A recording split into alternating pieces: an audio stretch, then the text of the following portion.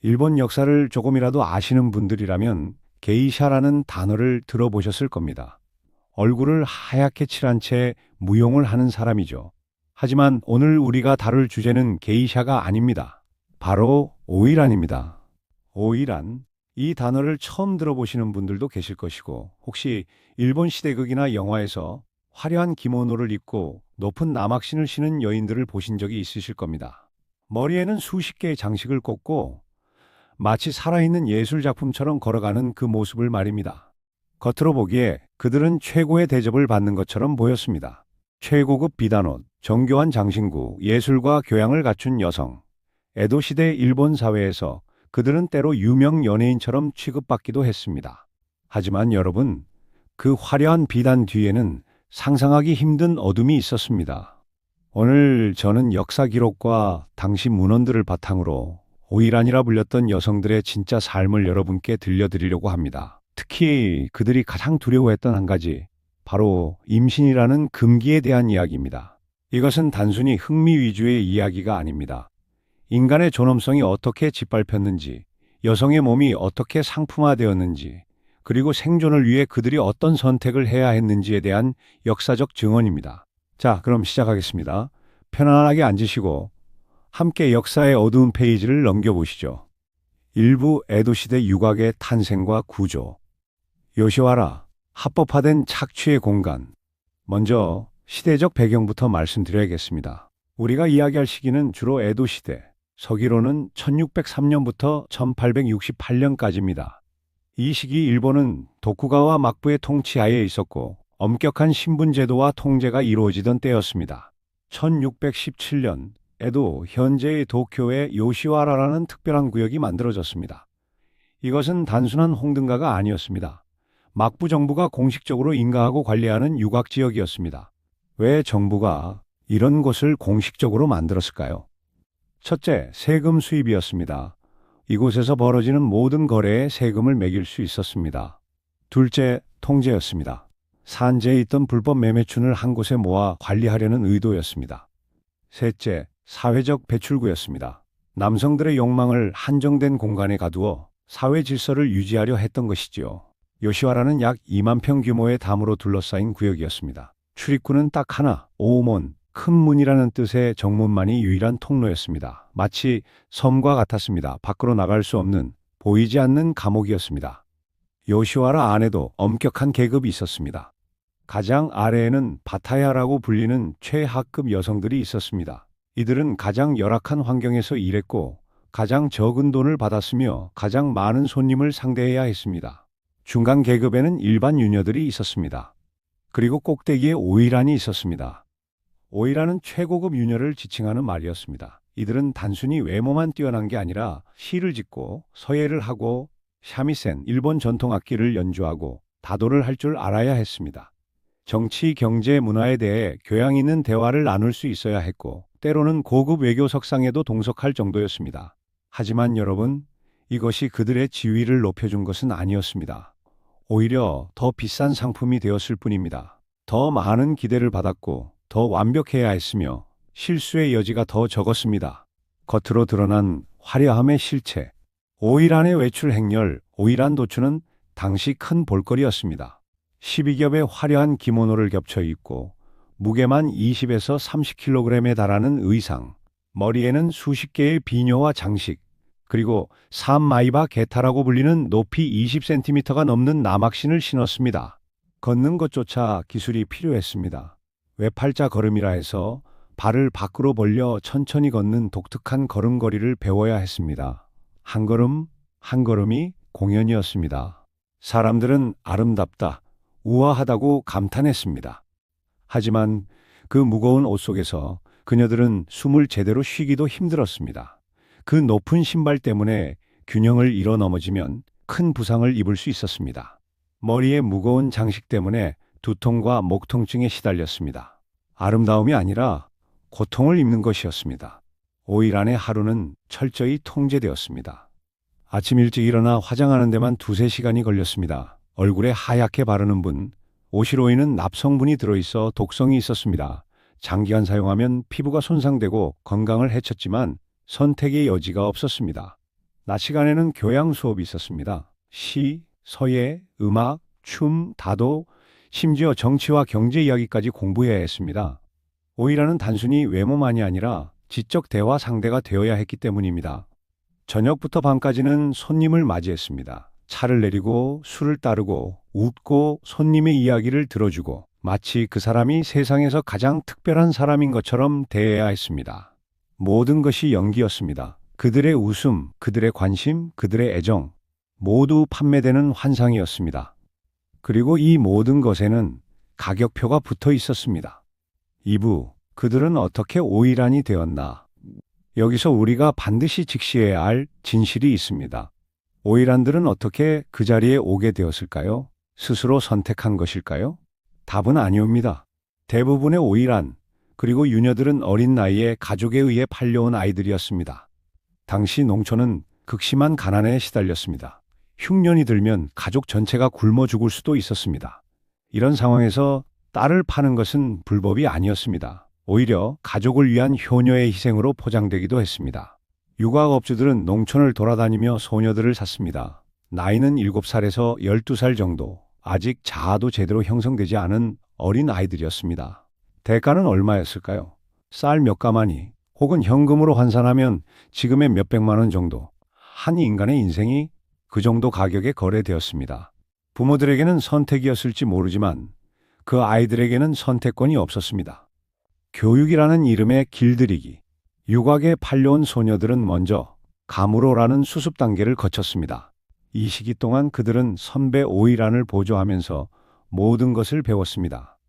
걷는 법, 앉는 법, 차 따르는 법, 말하는 법, 웃는 법, 심지어 어떻게 눈을 깜빡이는지까지 가르침을 받았습니다. 하지만 이것은 교육이 아니라 길들이기에 가까웠습니다. 자신의 의사, 자신의 감정, 자신의 선택을 포기하도록 훈련받았습니다. 손님은 항상 옳다. 네 기분은 중요하지 않다. 네 몸은 네 것이 아니다. 이런 말들을 매일 들으며 자랐습니다. 폭력도 있었습니다. 실수하면 매를 맞았습니다. 규칙을 어기면 굶기기도 했습니다. 도망치려 하면 더욱 가혹한 처벌이 기다렸습니다. 심리학적으로 이것은 전형적인 트라우마 본딩입니다. 가해자에게 의존하도록 만드는 것이지요. 그리고 가장 교묘한 통제 수단이 있었습니다. 바로 빚이었습니다. 소녀가 육악에 들어올 때 부모가 받은 돈, 이것이 소녀의 빚으로 기록되었습니다. 그녀가 갚아야 할 돈이 된 것입니다. 여기에 모든 것이 추가되었습니다. 입는 기모노 한 벌, 먹는 밥 한 끼, 교육받는 비용, 화장품, 머리기름, 비녀 모두 빚에 추가했고 심지어 아플 때 먹는 약까지 빚에 추가했습니다. 그리고 이 모든 물품의 가격은 육악 주인이 정했습니다. 시장 가격보다 몇 배나 비싸게 책정되었습니다. 15살, 16살이 되어 드디어 손님을 받기 시작할 때쯤이면 이미 빚은 눈덩이처럼 불어나 있었습니다. 손님을 받아 돈을 벌어도 그 돈의 대부분은 육악 주인에게 갔습니다. 유녀가 받는 몫은 극히 일부였습니다. 그리고 그것마저도 생활비로 빠져나갔습니다. 계산해보면 절대로 갚을 수 없는 구조였습니다. 평생 일해도 빚을 다 갚을 수 없었습니다. 이것이 목적이었습니다. 그들을 영원히 묶어두는 것. 계약이라는 이름의 노예 문서. 법적으로는 계약이라고 불렸습니다. 문서에는 이렇게 적혀 있었습니다. 본인은 자발적으로 이곳에서 일하기로 동의하며 모든 빚을 갚을 때까지 이곳을 떠나지 않겠습니다. 7살, 8살 소녀가 이런 문서에 선도장을 찍었습니다. 물론 그들은 그것이 무슨 의미인지 알지 못했습니다. 이 계약서에는 다음과 같은 조항들이 있었습니다. 허락 없이 외출할 수 없다. 손님을 거부할 수 없다. 임신하면 계약 위반이다. 도망치면 찾아내 처벌한다. 빚을 다 갚기 전에는 자유가 없다. 현대의 눈으로 보면 이것은 명백한 인신매매이고 노예제도입니다. 하지만 당시 일본 법률은 이것을 합법으로 인정했습니다. 여성의 인권이라는 개념 자체가 존재하지 않았던 시대였습니다. 선택받은 소수, 오이란이 되는 길. 모든 소녀가 오이란이 되는 것은 아니었습니다. 외모, 재능, 지능, 성격. 모든 것이 뛰어난 극소수만이 오이란 후보로 선택되었습니다. 이것은 특권처럼 보였지만 실제로는 더 큰 부담이었습니다. 오이란에게는 더 많은 투자가 들어갔습니다. 더 비싼 옷, 더 많은 교육, 더 정교한 훈련, 그리고 이 모든 것이 빚에 추가되었습니다. 오일안이 되면 더 비싼 가격을 받을 수 있었지만 동시에 갚아야 할 빚도 더 커졌습니다. 그리고 무엇보다 완벽해야 한다는 압박이 엄청났습니다. 오일안은 단 한 번의 실수도 용납되지 않았습니다. 손님 앞에서 무례하거나 예절이 어긋나거나 교양이 부족하다는 평가를 받으면 즉시 지위가 하락했습니다. 그리고 한 번 떨어지면 다시 올라오기는 거의 불가능했습니다. 오일안의 자리는 항상 불안정했습니다. 더 젊고 더 아름답고 더 재능 있는 후배들이 끊임없이 올라왔습니다. 나이가 들면, 외모가 시들면, 손님들의 관심이 줄어들면 그들은 곧바로 아래 계급으로 떨어졌습니다. 그리고 빚은 여전히 남아 있었습니다. 산부 손님들과 유곽의 경제. 누가 요시와라에 왔는가? 그렇다면 손님들은 어떤 사람들이었을까요? 주로 중년 이상의 남성들이었습니다. 무사, 상인, 관료, 때로는 승려까지. 사회적으로 어느 정도 지위와 돈이 있는 사람들이었습니다. 특히 오일안을 만나려면 상당한 재력이 필요했습니다. 첫 만남에는 단순히 얼굴을 보고 차를 마시는 것만으로도 현재 가치로 수백만 원이 들었습니다. 실제로 하룻밤을 함께 하려면 몇 번의 방문을 거쳐야 했고 그때마다 비용이 들었습니다. 오일안과의 관계는 일종의 사회적 지위 과시이기도 했습니다. 나는 최고의 오일안을 만날 수 있는 사람이라는 것을 보여주는 것이었지요. 판매되는 환상. 손님들은 무엇을 사러 온 것일까요? 단순히 육체적 관계만이 아니었습니다. 그들이 산 것은 환상이었습니다. 이 아름다운 여인이 나만을 보고 있다. 이 교양 있는 여성이 나의 이야기에 진심으로 관심을 갖고 있다. 나는 특별한 사람이다. 이런 환상을 판매하는 것이 오일안의 일이었습니다. 실제로 그들에게 감정이 있는지는 중요하지 않았습니다. 중요한 것은 손님이 그렇게 믿는 것이었습니다. 오일안은 완벽한 연기자여야 했습니다. 손님마다 다른 역할을 해야 했습니다. 어떤 손님에게는 순수한 소녀로, 어떤 손님에게는 지적인 대화 상대로, 어떤 손님에게는 어머니 같은 위로자로. 그녀의 진짜 감정은 철저히 숨겨야 했습니다. 책임 없는 소비자들. 그런데 여기서 중요한 점이 있습니다. 이 남성들에게는 아무런 책임이 없었습니다. 결혼한 남자들도 많았습니다. 집에는 아내와 자식들이 있었습니다. 하지만 유곽에 가는 것은 사회적으로 용인되었습니다. 심지어 남자의 여유로 여겨지기도 했습니다. 만약 누군가를 임신시키면 그들은 아무런 법적 사회적 책임을 지지 않았습니다. 그냥 발길을 끊으면 그만이었습니다. 유곽 주인도 손님을 탓하지 않았습니다. 손님은 돈을 가져오는 사람이었으니까요. 모든 책임은 여성에게 돌아갔습니다. 네가 조심하지 않았다. 네가 방법을 썼어야 했다. 이것은 네 책임이다. 경제적 가치로만 평가되는 여성. 유곽에서 여성은 상품이었습니다. 그들의 가치는 오직 경제적으로만 평가되었습니다. 얼마나 많은 손님을 끌어들이는가, 얼마나 높은 가격을 받을 수 있는가, 얼마나 오래 일할 수 있는가.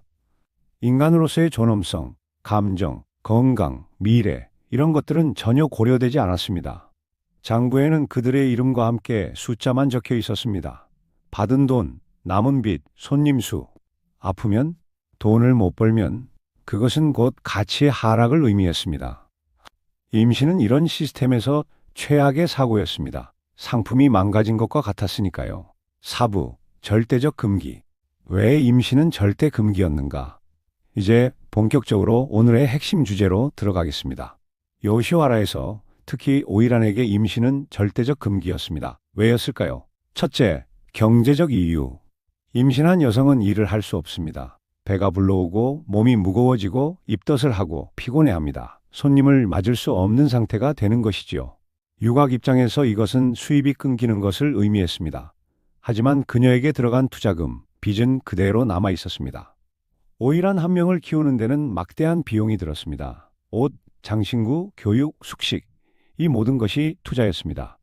그 투자가 회수되기 전에 임신으로 일을 못하게 되면 유곽은 손해를 보는 것이었습니다. 더구나 임신부터 출산 회복까지 최소 1년은 걸립니다. 그 기간 동안 완전히 수익이 없는 것입니다. 둘째, 환상의 파괴. 앞서 말씀드렸듯이 유곽은 환상을 파는 곳이었습니다. 손님들은 현실을 잊고 싶어서 비싼 돈을 내고 왔습니다. 그런데 임신한 여성을 보면 어떻게 될까요? 현실이 튀어나오는 것입니다. 가정, 책임, 아이, 결혼, 이런 것들을 떠올리게 됩니다. 많은 손님들에게 그것은 불쾌한 경험이었습니다. 그들은 그런 것을 잊으려고 온 것이니까요. 오이라는 영원히 젊고, 영원히 아름답고, 영원히 그 모습 그대로여야 했습니다. 변화, 특히 임신이라는 변화는 그 환상을 깨뜨렸습니다. 셋째, 통제의 상실.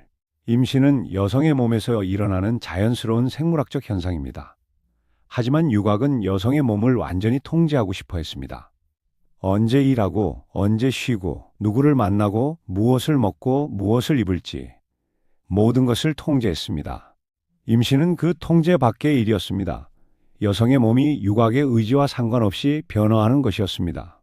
이것은 육학 주인들에게는 용납할 수 없는 일이었습니다. 넷째, 순수성의 이미지. 아이러니하게도 유녀들, 특히 오이란에게는 어떤 순수성의 이미지가 요구되었습니다.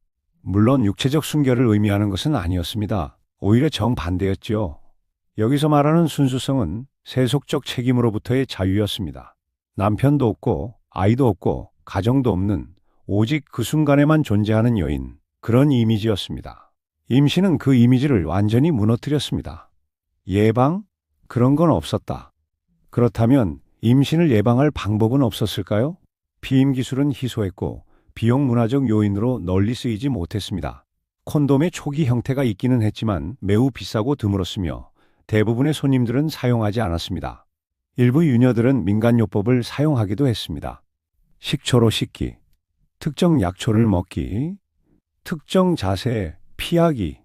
하지만 이 모든 것은 과학적 근거가 없는 미신에 가까웠습니다. 효과가 있을 리 없었죠. 결국 임신은 막을 수 없는 일이었습니다. 그저 운에 맡길 수밖에 없었습니다. 임신이 발각되면, 만약 임신이 의심되거나 발각되면 어떻게 되었을까요? 최선의 경우 그녀는 조용히 격리되었습니다. 손님들의 눈에 띄지 않는 뒷방에 감금되었습니다. 그리고 문제를 해결할 때까지 나올 수 없었습니다. 중간의 경우 그녀는 하급 계층으로 떨어졌습니다. 오이란이었다면 일반 유녀로, 일반 유녀였다면 최하급인 바타야로, 최악의 경우 그녀는 육학에서 쫓겨났습니다. 하지만 빚은 그대로 남아 있었습니다. 쫓겨난 후에도 빚을 갚아야 했습니다. 어떻게? 거리에서, 더 열악한 환경에서 일해야 했습니다. 어떤 경우든 임신한 여성에게 자비는 없었습니다. 심리적 공포. 이런 상황에서 여성들이 느끼는 공포를 상상해 보십시오. 생리가 늦어집니다. 처음에는 스트레스 때문이겠지. 피곤해서 그런 거야. 라고 생각합니다. 하지만 한 달이 지나고 두 달이 지나면서 불안이 커집니다. 입덧이 시작됩니다. 냄새에 민감해집니다. 피곤함이 몰려옵니다. 하지만 티를 낼 수 없습니다. 여전히 손님을 맞아야 하고 웃어야 하고 완벽해야 합니다.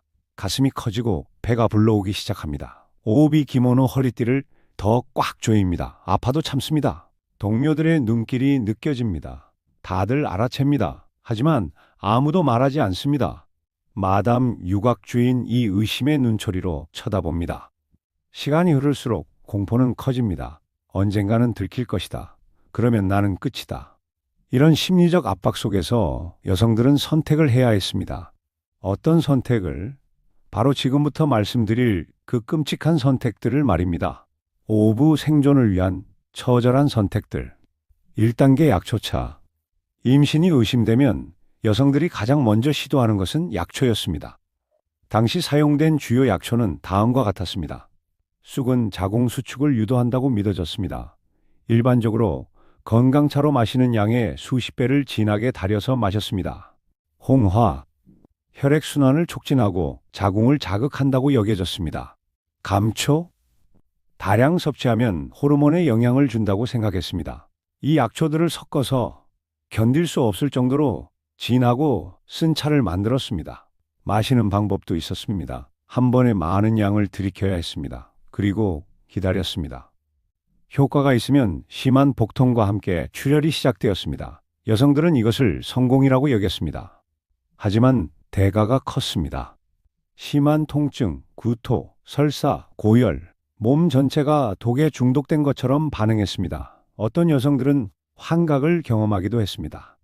그리고 효과가 없는 경우도 많았습니다.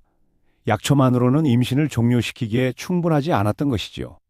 효과가 없으면 더 강한 용량을 시도했습니다. 그러다가 몸이 더 망가지기도 했습니다. 2단계 물리적 방법. 약초가 듣지 않으면 다음 방법은 더 직접적이고 위험했습니다. 뜨거운 물에 장시간 잠기기. 이론은 간단했습니다. 체온을 극도로 높여서 태아가 견디지 못하게 만드는 것이었습니다. 방법은 이러했습니다. 욕조에 약초를 넣습니다. 쑥을 주로 사용. 견딜 수 있는 한 오래 담가 있습니다. 어지럽고 의식이 희미해질 때까지 버팁니다.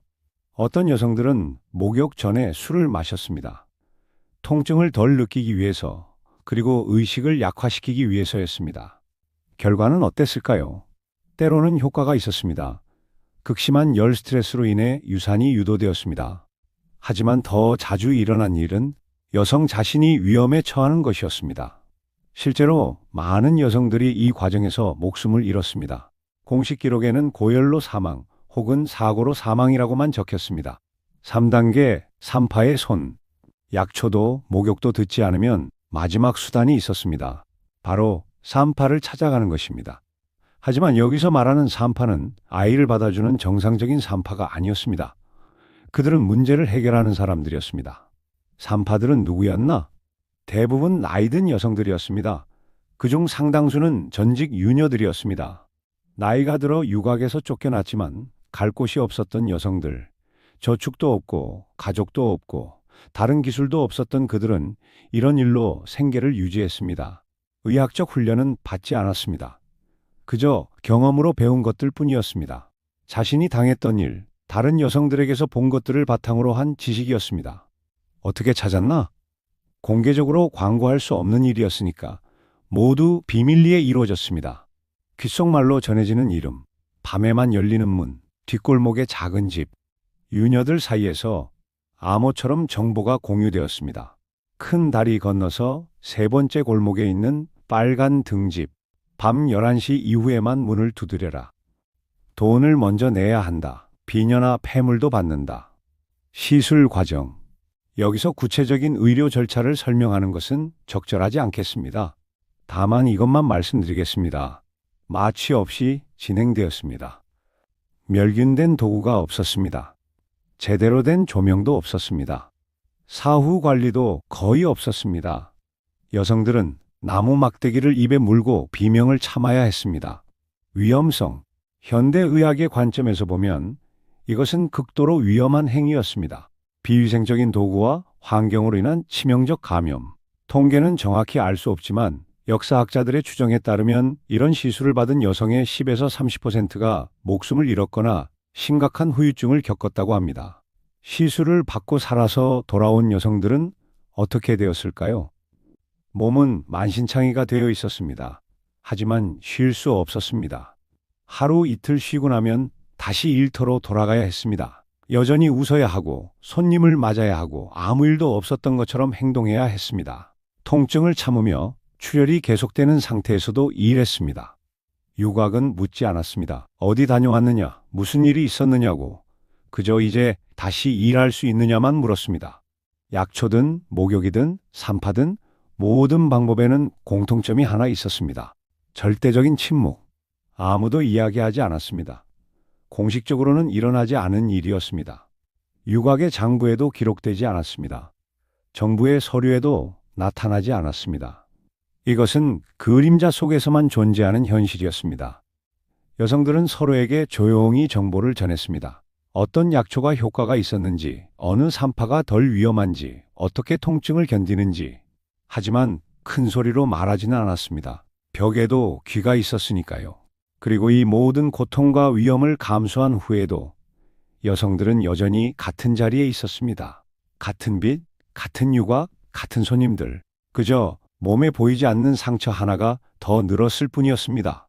육부, 도망과 출산, 그리고 아이들. 어떤 여성들은 다른 선택을 했습니다. 바로 도망이었습니다. 니게 조로, 도망친 유녀라는 뜻입니다. 도망은 극도로 위험한 선택이었습니다. 왜냐하면 법적으로 범죄였습니다. 계약을 어긴 것으로 간주되어 체포될 수 있었습니다. 현상금이 붙었습니다. 유곽은 도망친 여성을 찾기 위해 돈을 걸었습니다. 잡히면 가혹한 처벌이 기다렸습니다. 공개적으로 벌을 받아 다른 여성들에게 경고가 되었습니다. 그럼에도 불구하고 도망쳤습니다. 도망의 방법. 요시와라는 담으로 둘러싸여 있고 출입구가 하나뿐이었습니다. 어떻게 도망쳤을까요? 세탁물 수레에 숨기, 매일 세탁물이 나가는 수레에 몰래 숨어서 쓰레기 더미 속에, 쓰레기를 나르는 수레나 상자 속에, 담을 넘어 밤중에 담을 기어오르는 위험한 시도, 내부자의 도움, 때로는 동정심을 느낀 하인이나 경비의 도움, 화려한 기모노를 벗고 머리를 풀고 평범한 옷으로 갈아입고 얼굴에 분을 지우고 완전히 다른 사람이 되어야 했습니다. 도망 후의 삶. 도망에 성공하면 어디로 갔을까요? 먼 시골, 아무도 자신을 모르는 곳. 절 일부는 절에 몸을 의탁했습니다. 승려들이 받아주기도 했습니다. 다른 도시 에도를 떠나 오사카, 교토 등으로 산속 말 그대로 은둔하는 삶.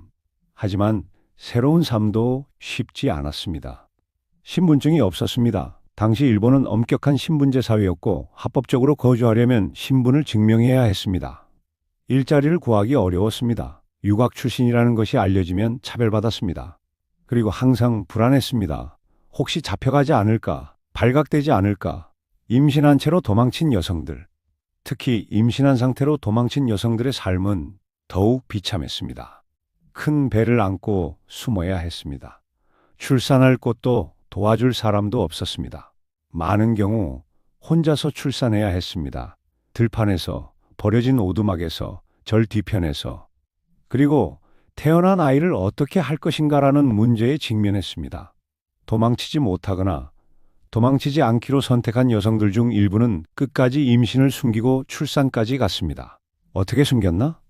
옷으로 가리기, 오비를 극도로 꽉 조여 배를 숨겼습니다.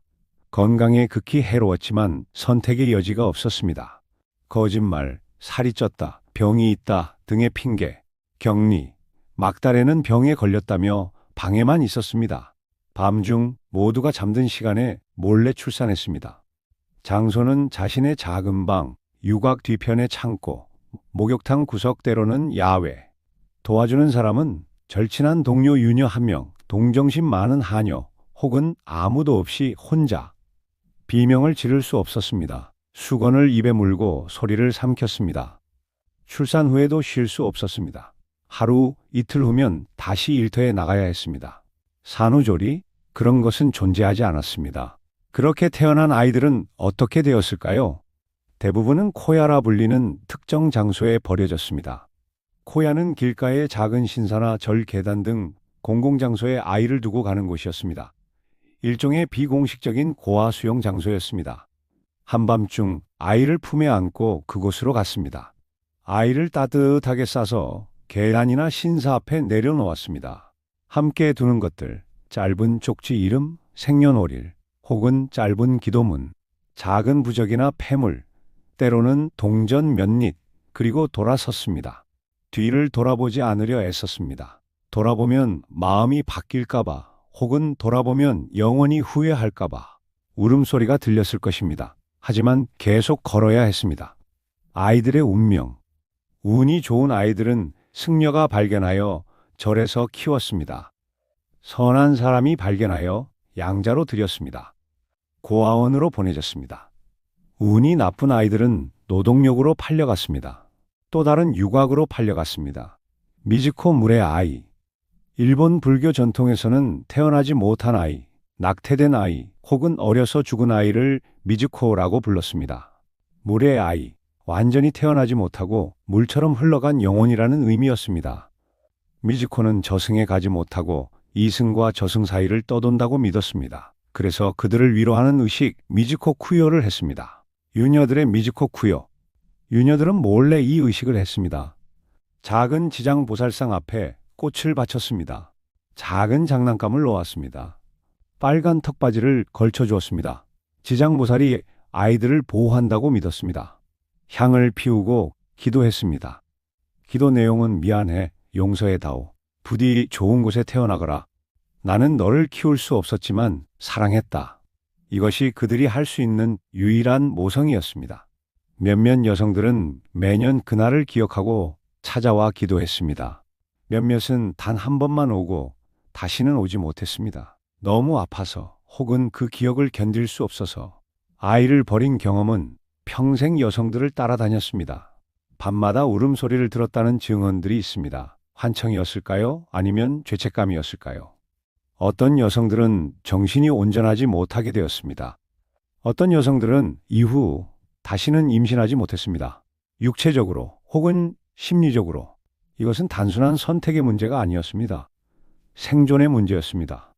사랑하지 않아서 버린 것이 아니었습니다. 사랑했기 때문에 그 아이가 자신과 같은 삶을 살지 않기를 바라며 버린 것이었습니다. 칠부 여성들의 저항과 연대, 보이지 않는 네트워크, 이 모든 절망 속에서도 희망의 흔적이 있었습니다. 여성들은 서로를 도왔습니다. 공식적인 조직은 없었습니다. 하지만 보이지 않는 네트워크가 있었습니다. 정보의 공유, 어떤 약초가 효과가 있었는지, 어느 산파가 상대적으로 안전한지, 어떻게 임신을 숨기는지, 도망칠 경로는 어디인지, 이 모든 정보가 귓속말로 전해졌습니다.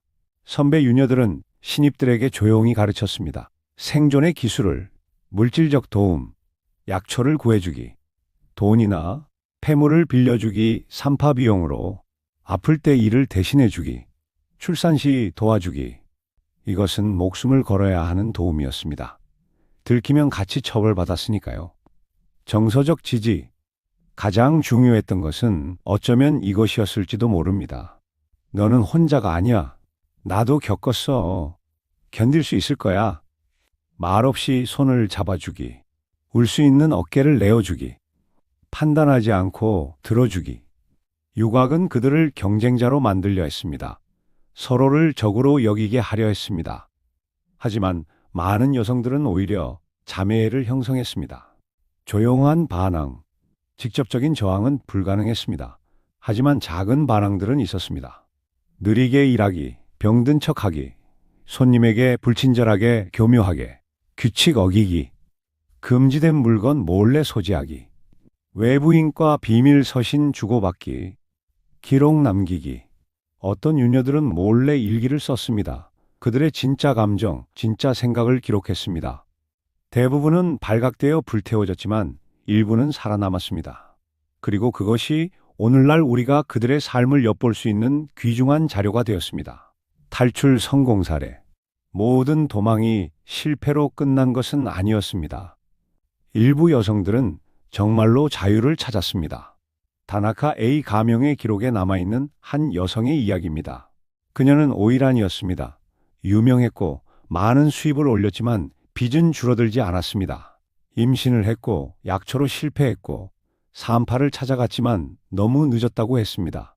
그녀는 도망치기로 결심했습니다. 단골 손님 중 한 명, 그녀를 진심으로 사랑했던 상인이 도왔습니다. 돈과 도피처를 제공했습니다. 그녀는 밤에 도망쳤고 그 상인의 다른 도시 집에 숨었습니다.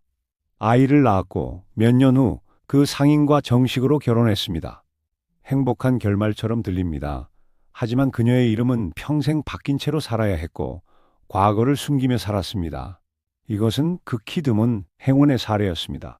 대부분은 이렇게 되지 못했습니다. 팔부 역사적 맥락과 사회적 의미. 왜 이런 일이 가능했는가? 우리는 현대의 관점에서 이 모든 것을 끔찍하다고 생각합니다. 당연합니다. 하지만 왜 당시에는 이것이 가능했을까요? 왜 사회는 이를 묵인했을까요? 1. 여성의 법적 지위. 에도 시대 일본에서 여성은 법적으로 완전한 인간이 아니었습니다. 재산권이 없었습니다. 계약권이 없었습니다. 법정에서 증언할 권리가 제한적이었습니다. 여성은 평생 남성, 아버지, 남편, 아들의 보호 아래에 있어야 했습니다. 유곽의 여성들은 그마저도 없는 존재들이었습니다. 이 신분제 사회, 에도 시대는 엄격한 신분제 사회였습니다. 사무라이, 농민, 장인, 상인의 네 신분, 그리고 그 아래 비인, 인간으로 취급받지 못하는 계층이 있었습니다. 유녀들은 공식적으로는 상인 계급에 속했지만 사회적으로는 거의 비인 취급을 받았습니다. 삼경제 시스템, 유곽은 거대한 산업이었습니다. 막대한 세금 수입, 수많은 관련 업종 의상, 화장품, 음식, 건축 등 권력자들의 사교 장소. 정부는 이 시스템을 유지하는 데 이해관계가 있었습니다. 사유교적 도덕관. 표면적으로는 유교 도덕이 지배하는 사회였습니다. 여성은 정숙해야 한다. 여성은 가정을 지켜야 한다. 하지만 동시에 남성들에게는 육아 출입이 용인되었습니다. 이 모순적인 이중잣대가 육아 시스템을 지탱했습니다. 다른 나라와의 비교. 이것은 일본만의 문제였을까요? 아닙니다. 18, 19세기 유럽에도 비슷한 시스템이 있었습니다. 공창제, 매춘 허가제 등 중국 청나라 시대의 기녀제도 역시 유사한 구조였습니다. 조선, 우리나라에도 기생제도가 있었습니다. 비록 정확히 같지는 않았지만 여성의 몸을 상품화한다는 점에서 공통점이 있었습니다. 미국 서부 개척 시대의 살롱, 20세기 초의 홍등가 등 이것은 인류 역사에서 반복되어 온 패턴입니다. 가난, 전쟁, 사회 불안정이 있을 때마다 가장 먼저 착취당한 것은 취약한 계층의 여성들이었습니다. 언제 끝났는가? 에도 시대가 끝나고 메이지 유신 1868년이 일어났습니다. 일본은 급속히 서구화, 근대화되었습니다. 1872년 메이지 정부는 해방령을 발표했습니다. 공식적으로 유녀들의 계약을 무효화하고 그들을 자유롭게 한다는 것이었습니다. 하지만 실제로는 어땠을까요? 실효성 없는 법. 육아업주들이 법을 무시했습니다. 여성들에게 빚을 갚지 않으면 법적으로 고소하겠다고 협박했습니다. 도망치려는 여성들을 물리적으로 막았습니다. 정부는 강력하게 법을 집행하지 않았습니다. 여전히 세금 수입이 필요했으니까요. 변화는 느렸습니다. 실질적인 변화는 20세기 초반에야 조금씩 일어났습니다. 여성 교육의 확대, 여성 인권 운동의 시작, 국제적 압력. 하지만 공창제가 완전히 폐지된 것은 1956년 제2차 세계대전 이후였습니다. 에도 시대 초기 1600년대부터 계산하면 약 350년간 이 시스템이 존속한 것입니다. 여러분, 오늘 우리는 긴 여정을 함께 했습니다. 화려한 비단과 아름다운 춤 뒤에 숨겨진 오이란들의 진짜 삶을 들여다보았습니다. 특히 그들이 가장 두려워했던 것, 임신이라는 금기에 대해 깊이 살펴보았습니다. 요약하자면 오이란은 최고급 유녀로 화려해 보였지만 실제로는 어려서부터 팔려온 노예나 다름없었습니다. 그들의 삶은 빚이라는 족쇄와 철저한 통제 속에 있었습니다. 임신은 절대 금기였습니다. 경제적, 사회적, 통제적 이유로 임신한 여성들은 생존을 위해 끔찍한 선택들을 해야 했습니다. 약초, 극한의 물리적 방법, 위험한 시술, 도망 혹은 은밀한 출산과 아이 버리기. 그 과정에서 많은 여성들이 목숨을 잃었거나 평생의 상처를 입었습니다. 그럼에도 여성들은 서로를 돕고 작은 저항을 계속했으며 살아남으려 애썼습니다. 이 시스템은 법적, 사회적, 경제적 구조에 의해 350년간 지속되었습니다. 이것은 단지 일본만의 문제가 아니라 인류 역사에서 반복되어 온 패턴입니다. 역사의 어두운 부분도 직시해야 합니다. 인권은 당연한 것이 아니라 투쟁으로 얻어진 것입니다. 시스템적 폭력을 인식하고 맞서야 합니다. 침묵은 가해에 동참하는 것입니다. 그럼에도 인간의 존엄성과 회복력은 놀랍습니다. 과거를 낭만화하는 것은 쉽습니다. 아름다운 기모노, 우아한 춤, 세련된 예술, 이런 것들만 기억하는 것은 편합니다. 하지만 그렇게 하는 순간 우리는 그 시대를 살다 간 수많은 사람들의 고통을 지웁니다. 역사는 승자와 권력자만의 것이 아닙니다. 이름 없이 사라진 이들의 이야기도 역사입니다. 마지막으로 생각해 보시기 바랍니다. 지금 우리가 당연하게 여기는 많은 권리들이 사실은 얼마나 최근에 생긴 것인지. 불과 100년 전만 해도 세계 대부분의 나라에서 인간을 사고 팔 수 있었습니다. 채무노예, 인신매매, 강제노동 이런 것들이 합법이었습니다. 그리고 질문을 던져봅시다. 아직도 세계 곳곳에서 권력의 불균형과 경제적 착취가 어떤 형태로 존재하는지, 화려해 보이는 산업의 이면에서 누군가가 대가를 치르고 있지는 않은지, 우리가 소비하는 것들이 어떤 과정을 거쳐 만들어지는지. 역사는 과거에 머물지 않습니다. 역사는 현재를 비추는 거울이며 미래를 향한 나침반입니다.